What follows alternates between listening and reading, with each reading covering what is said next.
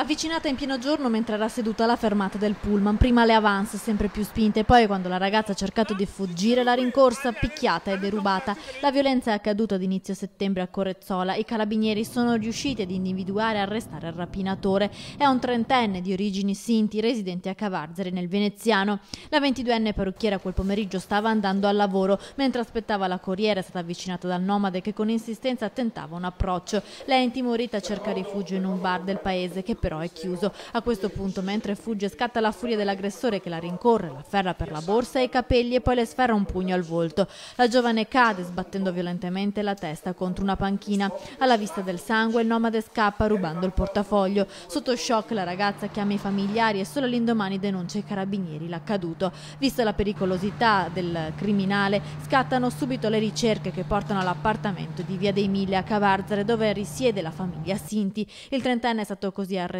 per rapina aggravata, ma potrebbe aver compiuto altre violenze nella zona tra il Padovano e il Veneziano. L'invito che facciamo a tutte le persone, non soltanto di Corezzola ma anche delle zone vicine, è quella di attivarsi immediatamente chiamando i carabinieri nel caso in cui il soggetto riconosciuto in fotografia fosse stato autore di altre analoghe condotte.